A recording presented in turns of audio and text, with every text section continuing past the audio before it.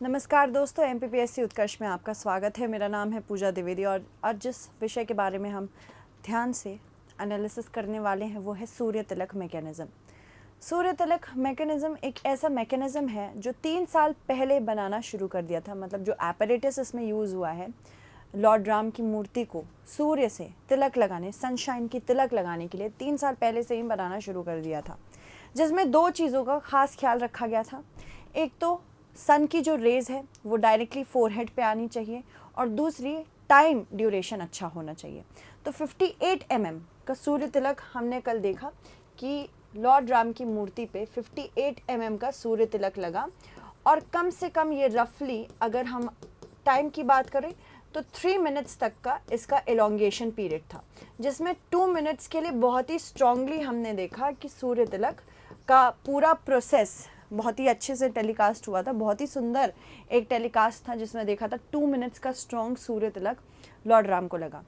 और लॉर्ड राम सूर्य तिलक मतलब क्या सिग्निफिकेंस है, क्योंकि सूर्यवंशी डायनेस्टी के थे, यानी कि इनके वंशज अपनी लीनेज कहाँ से लेके आते हैं, लॉर्ड सन से। तो इसी वजह से पहली रामनवमी जो अयोध्या में लॉर्ड राम ने अपने खुद के मंदिर में बिताई, उन्होंने सबसे पहले सूर्य देव से तिलक लगाया। And so it was just beautiful. ये एक ब्यूटी है हमारे कल्चर की कि हम नेचर को कितना ज़्यादा इम्पोर्टेंस देते हैं अपने इंडिया में। तो ये सारी चीज़ें बस यही दिखाती हैं कि अगर आप सन क्योंकि एक स्टार है, साइंस की टेक्नोलॉजी से जाएंगे, सन तो एक स्टार है, पर हमारे लिए सूर्य देव होते हैं। हिंदू कल्चर में सूर्य देव माने जाते हैं, हिंदू रिलीजन में। और क्योंकि लॉर्ड राम सूर्यवंशी थे, इसीलिए इनके बारे में चर्चा करेंगे। ये कौन सी डायनेस्टी से आते थे? इक्ष्वाकु डायनेस्टी से आते थे। इनके बाद की लीनियज क्या थी? सूर्यवंशी ठाकुर कौन है? और ये सूर्य तिलक का पूरा मैकेनिज्म कैसे चला? साथ ही साथ ये भी जानेंगे कि हर साल, हर 19 साल में ये कैसे रीसेट होगा। हर साल अब इनको सूर्य तिलक इनके बर्थडे पे लगेगा। रामनवमी इज़ दी बर्थडे, तो हर बर्थडे पे इनको सूर्य तिलक लगने वाला है। So it is going to be adjusted every year. 19 gear का एपरेटस बनाया है। हर साल एक एक गियर हटाया जाएगा और हर 19 साल में फिर वो सेट हो जाएगा। और ये सारी चीज़ें आज हमारे लिए जाननी इसलिए ज़रूरी है क्योंकि हमारे पेपर में भी आ सकता है। अगर आप एमपीपीएससी यूपीएससी की तैयारी कर रहे हैं तो आपके लिए ये सारी चीज़ें जाननी एनालिटिकल पर्सपेक्टिव से काफ़ी ज़्यादा इंपॉर्टेंट है। तो रामनवमी बीत गई है, पर ये सूर्य तिलक का मैकेनिज्म आपके यूपीएससी एमपीपीएससी दोनों के पेपर में आ सकता है। तो आई डू अग्री कि चलिए इसको धीरे धीरे करके समझने की कोशिश करेंगे। देखो, एक स्पेशल मिरर लेंस अरेंजमेंट बनवाया गया था, एक अपैरेटस बनवाया गया था। किन्होंने बनवाया था? ये एस्ट्रोनॉमर्स जो कि Indian institute of astrophysics Bengaluru से बिलोंग करते हैं, उन्होंने बनाया था। और अगर हम स्ट्रक्चरल टेम्पल की बात करें तो इसका development central building research institute Roorkee ने किया है। अब इसकी वजह से क्या होता है, जिन्होंने टेम्पल बनाया है और जिनको ऐसा एपरेटस बनाना है उनको तो कोऑर्डिनेशन करना ही पड़ेगा। तो आपको इसलिए मैंने बताया शुरू में कि 3 साल पहले ये एपरेटस बन चुका था। आगे बढ़ते हैं। देखो, इस तरह से सूर्य तिलक मैकेनिज्म का नाम ही रखा गया, तो ऑप्टिकल मैकेनिज्म इसका नाम था बेसिकली। ऑप्टिकल यानी कि ऑप्टिक्स, मिरर्स और लेंसेज का इस्तेमाल करके ऐसा कुछ एक एपरेटस बनाया गया। और इस एपरेटस ने क्या किया, सनशाइन को, सनलाइट को इस तरह से कन्वर्ज किया और फिर रिफ्लेक्ट किया कि फाइनली ये तिलक के तौर पे लगाया। बहुत ही सुंदर और भव्य नज़ारा था। तो ऐसा कुछ मैकेनिज्म था। ये 58 mm का, याद रखिएगा, 58 mm का तिलक लगा था, क्योंकि कभी कभी होता है डायरेक्टली पूछा भी जा सकता है कि कितने mm का था। यही सारी चीज़ें एमपीपीएससी और यूपीएससी देखना चाहते हैं कि ब्यूरोक्रेट अवेयर है कि नहीं। तो पहले तो सनलाइट एक लेंस से कैच की गई, फिर उसको मिरर में रिफ्लेक्ट करके, फिर उसको फिर से दूसरे मिरर में रिफ्लेक्ट करके लेंसेज और मिरर्स का एक एपरेटस बना और फाइनली ये सूर्य तिलक के तौर पे लगा। नेटवर्क 4 लेंसेज से बना हुआ था और यहाँ पे मिरर एंगल में एडजस्ट करके लगाए गए थे। तो एक मिरर से दूसरी मिरर में लाइट रिफ्लेक्ट करते हुए गई थी। इस तरह का एक मैकेनिज्म बनाया था और ये हर साल अब होगा। मतलब ऐसा नहीं था कि ये सिर्फ पहली बार हुआ है, आखिरी बार हुआ है, ये हर साल होगा, क्योंकि बर्थडे पे सबसे पहले सन, क्योंकि इनके लीनियज के एंसेस्टर रहे हैं ये, तो इसीलिए लॉर्ड सन इनको तिलक लगाने आएंगे, बर्थडे था, ठीक है। CSIR central building research institute Roorkee ने मेजरली कंट्रीब्यूशन दिया है स्ट्रक्चरल डिज़ाइन इस टेम्पल का बनाने में, मेन टेम्पल को इसी ने बनाया है। और department of science and technology जो इंडियन इंस्टीट्यूट ऑफ एस्ट्रोफिजिक्स काफ़ी न्यूज़ में रहा है, तो इसके बारे में भी जानना ज़रूरी है। डायरेक्टर के बारे में भी जानना ज़रूरी है, डायरेक्टर का नाम याद रखिएगा, फैक्चुअल क्वेश्चन MPPS से ज़्यादा पूछता है, तो उस हिसाब से Indian institute of astrophysics Bengaluru ने भी टेक्निकल सपोर्ट दिया था कि ट्रायंगुलेट कैसे करना है सन की रेस को, आइडल की पोजीशन सूर्य तिलक के बिल्कुल सामने होनी चाहिए। और ऑप्टिका जो एक कंपनी है, एक बेंगलुरु बेस्ड कंपनी है, इसने मैन्युफैक्चरिंग की है लेंसेज और ब्रास ट्यूब्स की। तो लेंसेज किसने बनाया? ऑप्टिका ने। मतलब देखो कितना, मतलब एक ये we can call it just a beautiful convergence of different regions and different companies. इतने सारे लोग इतना बड़ा मैकेनिज्म बनाने में साथ आए और ये 3 साल पहले से बनना शुरू हो गया था। तो इस पूरे भव्य मंदिर को पहले बनाया गया, उसके बाद इसके अंदर भी कितने सारे सब डेवलपमेंट्स हैं जिसके बारे में हमें जानना ज़रूरी है। आगे जानते हैं क्या हमें समझना है कि IIA Indian institute of astrophysics की जो टीम है, इसको ब्रीफली बताया गया था कि इसके पास 2 इम्पॉर्टेंट काम थे कि पहले तो चैनलाइज करना है, सन की रेस को चैनलाइज करना और तिलक लगाना है। दूसरी चीज़, लंबे समय के लिए वो तिलक होना चाहिए, ये दूसरा इनके लिए क्राइटेरिया था। और IIA Indian institute of astrophysics की डायरेक्टर कौन है? अन्नपूर्णी सुब्रमण्यम, याद रखिएगा नाम, पूछा जा सकता है। तो यहाँ इन्होंने IIA की पूरी टीम ने एस्टिमेट किया था, प्रेडिक्ट किया था कि पोजीशन ऑफ द सन कैसी होनी चाहिए स्काई में, उस पर्टिकुलर डे पे कैसे पोजीशन होगी सन की, उससे क्या करेंगे हम एग्जैक्टली पता लगा सकते हैं कि सन की रेज हमें कहाँ ले जानी है। अब यहाँ पे एक चीज़ ध्यान रखिएगा कि हम वैसे तो अगर इस पूरे प्रोसेस की बात करें, ये ग्रेगोरियन कैलेंडर से चला है। ग्रेगोरियन कैलेंडर रफली कितने दिनों का होता है? 365 डेज़ का होता है। और अगर हम अपने हिंदू कैलेंडर की बात करें, जो हमारा हिंदू न्यू ईयर होता है ना, हिंदू कैलेंडर, वो रफली 354 डेज़ का होता है। और रामनवमी अगर हम मनाते हैं तो हिंदू कैलेंडर के हिसाब से मनाते हैं, 354 डेज़ की हमारी रफली साइकिल होती है। बट सूर्य की साइकिल ग्रेगोरियन कैलेंडर से होती है, ठीक है, क्योंकि ये एक सोलर कैलेंडर है। तो हिंदू कैलेंडर एक लूनर कैलेंडर है और ग्रेगोरियन कैलेंडर एक सोलर कैलेंडर है। अब यहाँ पे हमको सेट करनी थी डेट, और ग्रेगोरियन कैलेंडर को पढ़ते पढ़ते हिंदू कैलेंडर को भी कन्वर्ज करना था, जिससे हमको एग्जैक्टली पता चल गया कि सन की पोजीशन क्या रहेगी उस दिन, ठीक है। तो यहाँ पे हमारे कैलेंडर्स के बीच में भी क्वेश्चन आ सकता है कि Hindu calendar, lunar calendar follow करते हैं हम, यानी कि मून से रिलेटेड कैलेंडर फॉलो करते हैं हम, मून की साइकिल फॉलो करते हैं।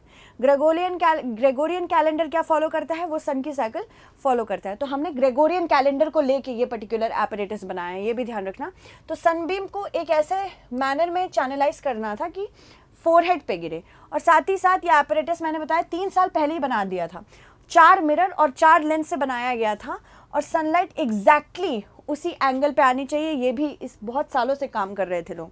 और फिर लाइट रिफ्लेक्ट हो जाएगी अदर मिरर्स पे, और फाइनली कैसे सनबीम आई आपने सब देखा होगा। अगर नहीं देखा तो एक बार ज़रूर देख लीजिएगा। 19 गियर का एक सिस्टम बनाया गया है, यानी कि इस पूरे एपरेटस में 19 गियर्स लगे हैं, ठीक है। जैसे मान लो एपरेटस 1 2 3 4 5 6 7 8 9 10 11 12 13 14 15 16 17 18 19। तो हर साल क्या करेंगे, एक गियर एडजस्ट कर देंगे जिससे ये घूम जाएगा, या फिर ऐसा घूमेगा कि सन की रेस को उसी तरह से कैच करे। तो 19 गियर्स का एक एपरेटस बनाया है, और ये 19 गियर्स हर 19 साल क्या करेंगे, एक एक गियर को एडजस्ट किया जाएगा। क्यों? क्योंकि एवरी 19 ईयर्स, ये ध्यान रखिएगा, every 19 years Ramnavami same date पे, beg your pardon, Ramnavami will fall on the same date। तो कल रामनवमी जब थी 17 तारीख, है ना, 17 तारीख रामनवमी थी, 19 साल बाद फिर से ये 17 अप्रैल को फॉल करेगी, तो तभी 19 गियर लगाए गए हैं। तो हर साल क्योंकि तिलक लगाना है तो मूवमेंट ऑफ द सन को कैच करना पड़ेगा। 1 tooth of the gear will have to be manually turn, मतलब हाथ से एडजस्ट करना पड़ेगा ताकि एंगल पिकअप कर सके, मिरर एंगल पिकअप कर सके जो भी सन की रेस फॉल करेगी और सन की रेस को उस तरह से कैप्चर करके हर साल हम तिलक लगाएंगे। 19 इसलिए चूज़ किया गया क्योंकि मेटोनिक साइकिल से हम चल रहे हैं। हर पीरियड ऑफ 19 ईयर्स में 235 लूनर मून्स होते हैं, तो हमने रफली उसी हिसाब से रखा है। मून का फेज फिर रिकर होता है सेम डे सोलर ईयर में। This means that every 19 years system will effectively reset, मतलब फिर से हर 19 साल बाद फिर से वो रीसेट अपने पोजीशन पे आ जाएगा। ठीक है, तो 19 साल आप काउंट कर लीजिए कल के बाद से कैसा है।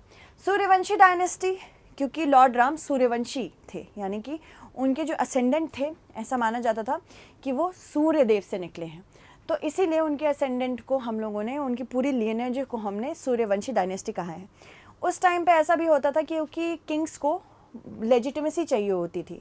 लेजिटिमेसी यानी कि उनको एक तरह से पब्लिक सपोर्ट चाहिए होता था, तो लेजिटिमेसी दिखाने के लिए वो डिविनिटी का सहारा लेते थे कि हम तो गॉड और गॉडेसेस के लीनियज से आए हैं, मतलब हमें भगवान ने आप लोगों के ऊपर रूल करने के लिए खुद से भेजा है, अनॉइंट किया है।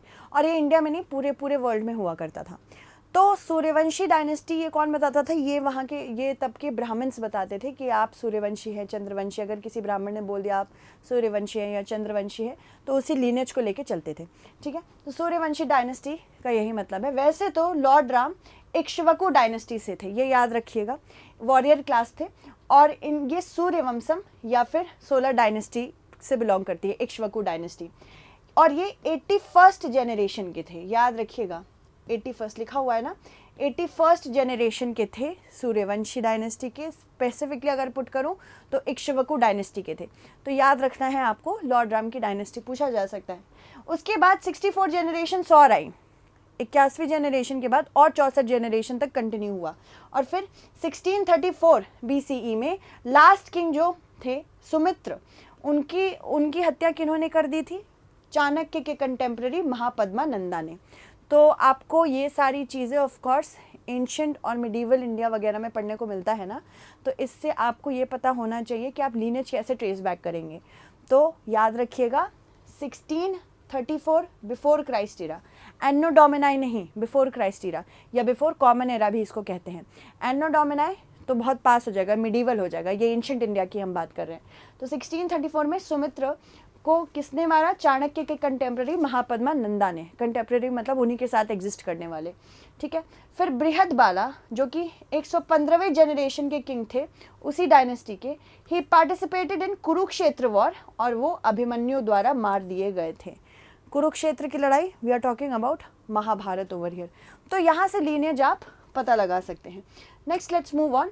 अब रघुवंशी की अगर बात करें, रघुवंश डायनेस्टी जो थी, रघुवंशी किनको कहते हैं? ये ऑफशूट डायनेस्टी है उनकी, जो कि सूर्यवंशी क्लैन से निकले हैं, और इनका नाम राजा रघु के नाम पे रखा गया। ये 57th जनरेशन के थे, तभी हम रघुपति राघव राजा राम कहते हैं। तो रघुपति मतलब रघु, किंग रघु से निकला हुआ है। और ये नोटेबल और वेल नोन फिगर हैं सूर्यवंश के और सोलर डायनेस्टी जिनको जाना जाता है। उसके बाद सूर्यवंशी राजपूत के बारे में भी आपने सुना होगा।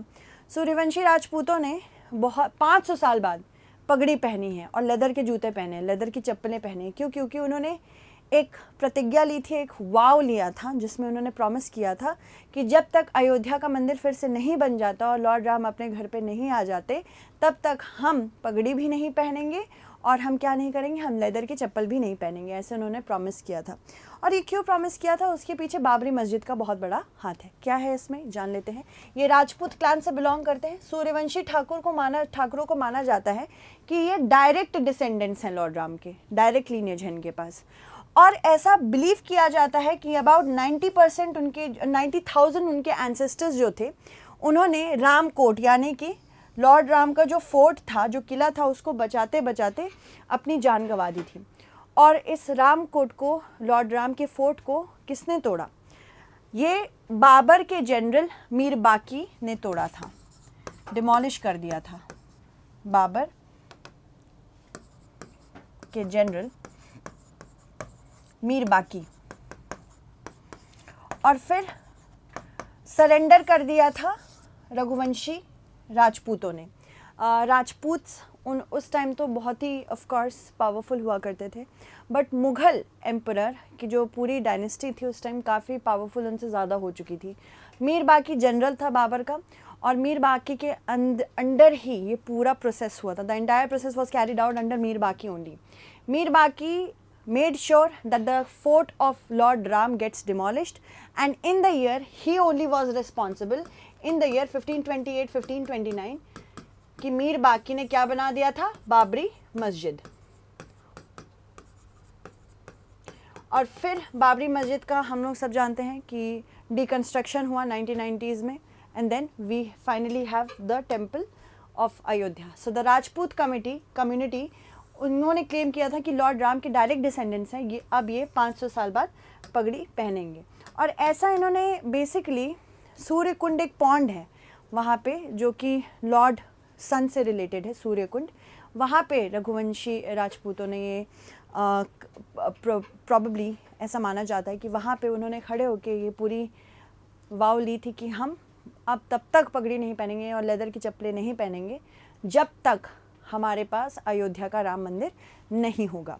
तो यही सारी चीज़ें हैं जो यूपीएससी एमपीपीएससी आपसे पूछ सकता है कि फाइनली आप ऐसा दिन आ गया कि वो पगड़ी पहन रहे हैं क्योंकि अयोध्या का राम मंदिर बन चुका है. चलिए 17th और 18th today is the last date, right.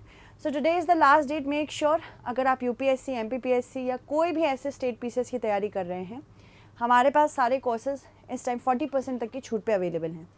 अगर आपने उत्कर्ष क्लासेस का ऐप देखा है तो प्लीज़ उसे डाउनलोड कर लीजिएगा, प्ले स्टोर पे आपको मिल जाएगा और इसका ज़रूर लाभ उठाएं क्योंकि आज लास्ट डेट है. श्री राम इसका कोड रहेगा, तो आप इस पर्टिकुलर कोड को लगा के इसका फ़ायदा उठा सकते हैं. Thank you so much everyone. Stay updated.